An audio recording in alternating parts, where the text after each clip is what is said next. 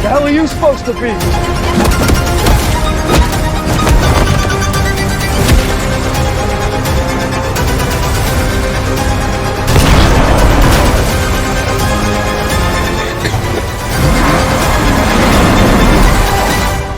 I'm vengeance.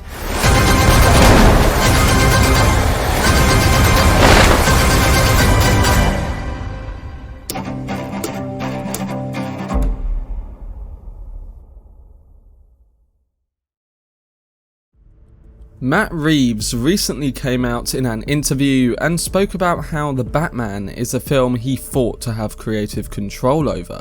One that nearly drove him away from the project, but one that ultimately led him right back into the director's chair once he got given the green light to make his auteur vision. And when we apply this to the next film in my Road to the Batman series, 1995's Batman Forever, there's a weird relation. Warner Brothers wanted something more in line with what could sell the character of Batman as a family-friendly product, yet at the same time, Batman Forever also contains a lot of what Joel Schumacher wanted for the character and was proud of. It's unapologetically comic booky, yet drenched in neon all at the same time, and like its tone and design, it reflects a film that has some really iconic factors, yet also some of the worst aspects of Batman's theatrical history. And these only got worse with Batman and Robin. Still, it's interesting to talk about what made Batman Forever so great, yet bad all at the same time, and it acts as a good leading off point into Nolan's trilogy, a director that, like Reeves, had full creative control. This video essay continues my Road to the Batman series, where I, of course, create content on the previous adaptations, Matt Reeves' filmography, and topical videos surrounding his upcoming 2022 film. During the build-up, I will also be covering any news and information surrounding the director's latest project. But if you want to keep up to date on any of my content surrounding the Batman, then don't forget to support this video by giving it a like rating, subscribing to the channel, and turning on your notifications. Also, feel free to check me out on Twitter, Facebook, Reddit, and Instagram at Cortex Videos, which is all linked in the description below. But without further ado, let's dive into my video essay on Batman Forever and why I think it includes some of the best and worst of the Caped Crusader on film. So Joel Schumacher's Batman Forever had a weird beginning during its production. After Tim Burton's 1992 sequel Batman Returns, the director began working on the third film of his take on Batman. But controversially, Warner Brothers quickly wanted to change direction, insisting that a more family-friendly take come to the big screen, one that was a focus group-esque creative and aesthetic direction, which understandably annoyed Burton. He left the project and handpicked Joel Schumacher to take his place, and resultingly, Michael Keaton also left the franchise out of frustration. And of course, recently with Zack Snyder, we've seen a relatable situation take place, with the director's vision being mismanaged, leading to 2017's version of Justice League. So the studio have their history of wanting things done their way to maximise potential at the box office, but it's clear that this doesn't always work. And while Joel Schumacher did somewhat stay more in line with what the studio wanted, he also gave us some unforgettable moments mixed with his creative style and flair, one that makes us continuously come back to this question of creative control. On one hand, it can be better, and I personally prefer when a filmmaker is allowed to execute their vision regardless of the outcome. And then it can also result in films like Wonder Woman 1984, where Patty Jenkins was given the control over a lot of that film. She's a fantastic director, but where it failed lied within the script, which is what the studio put her in charge of on the sequel too. So it's a complicated affair, but one that has to be thought about more deeply in regards to who is in control of what, and also, will this give us the best results for the vision that the auteur set out to achieve?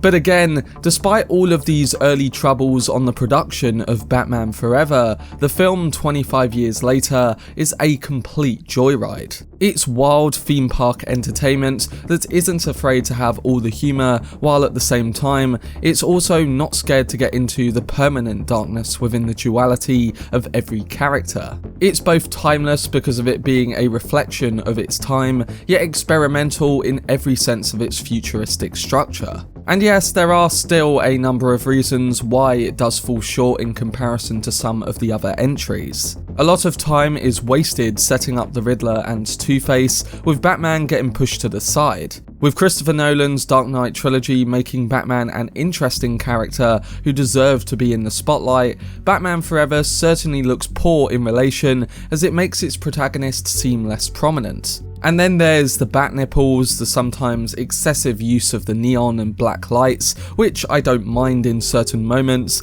and of course the over-the-top mannerisms of most of the supporting cast. But while it certainly isn't the best movie about Gotham City's Dark Knight, it's certainly not the worst. It's essentially a breather from the darker tone we had with Tim Burton's previous film, and something that still took elements from that, combining them with the antics of the 60s television series, and topping it off with the 90s. It was a part of the pulp of those times, fun, visually pleasing, and it had cartoonish villains that work well for this particular style. Yes, they still weren't fantastic or anything, but they fit that approach well. And mainly, this was an iteration that had captured the imagination of the young Batman fan, one that was blown away by the colourful Gotham City and characters that occupy it. As you expect, this isn't my kind of preferred Batman film, but I can still understand why some would like it and why it worked when ticking those boxes.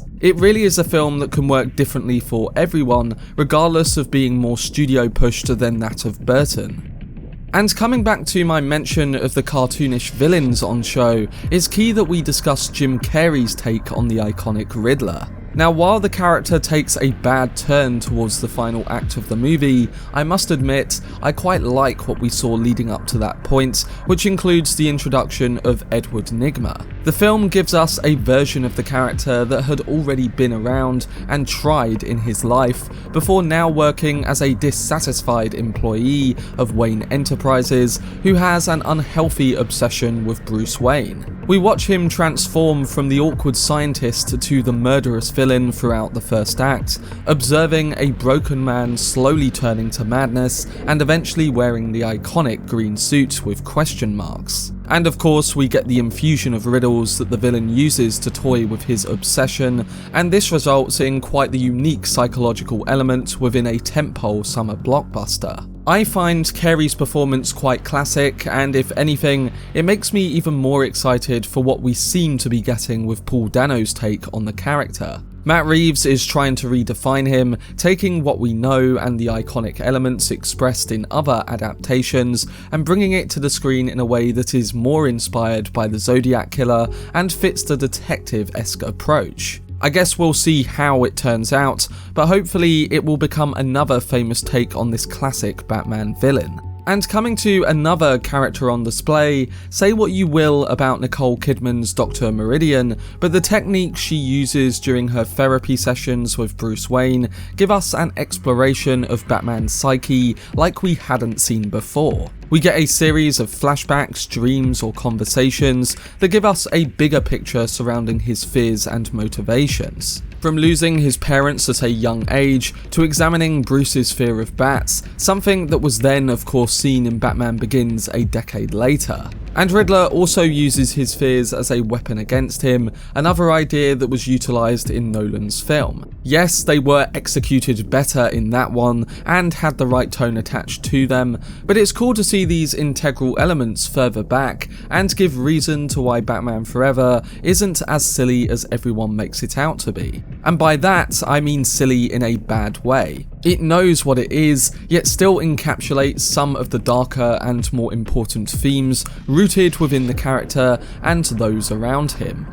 And coming to the end of this essay, I think one of the main things that stands out to me as being a better element in the midst of all the bad things is actually the aspects that I've briefly touched upon throughout this video. And that is the vibe and style of this film captured through its production workers. Cinematographer Steven Goldblatt uses tilts and moves his camera with a certain flair, stamping his style across the film in ways we simply don't see in most superhero films today. And production designer Barbara Ling gives every point of Gotham City the moody atmosphere and neon art it deserves. Maybe too much neon at points, but still, every frame acts as a painting for the most part. And composer Elliot Goldenthal gives us the added touch of aggression and jazzy thrills. From top to bottom, there's a complete sense of doing what they want from a creative standpoint, something that brings into question the idea that this film was fully pushed by the studio.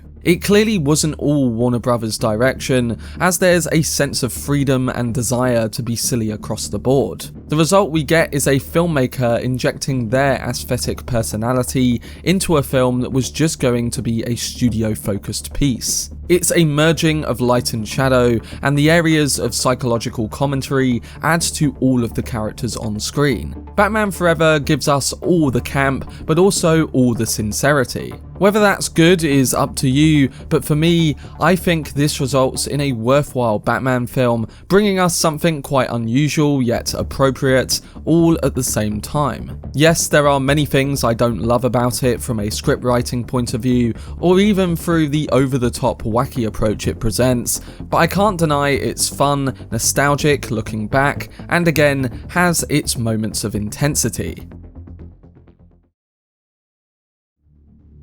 But that was my video discussing Joel Schumacher's Batman Forever, and the things that in my opinion give us the best and worst of Batman on the big screen. While a handful of greatness might not make up for a lot of the missteps, it was yet another example of how Batman can be taken in numerous directions, especially when it comes to storytelling, filmmaking, and tone. The character has lasted throughout history because of the ability of multiple directors putting their unique stamp on the character and Gotham, and that makes it incredibly fresh every time a new version is brought to life. Apart from when it's done terribly, of course.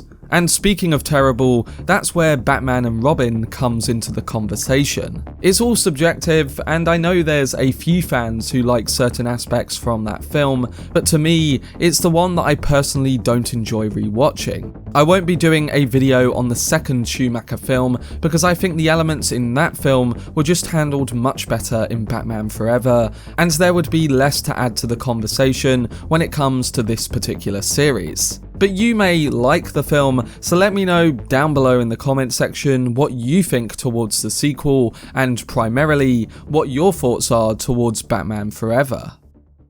My next video in this road to the Batman series continues with a video essay on Christopher Nolan's The Dark Knight trilogy. I will be following this with an upload on Zack Snyder's take on Batman, alongside essays on Matt Reeves' filmography as a build-up to his film this March. This will all be released over the next few weeks, along with much more content on the 2022 movie very soon. To stay up to date with all of this content, then subscribe to the channel and turn on your notifications. Also, if you enjoyed this video, remember to leave a like rating and follow me on social media via the links in the description. But anyway, I hope you guys enjoyed it. I've been Cortex, and as always, make some noise.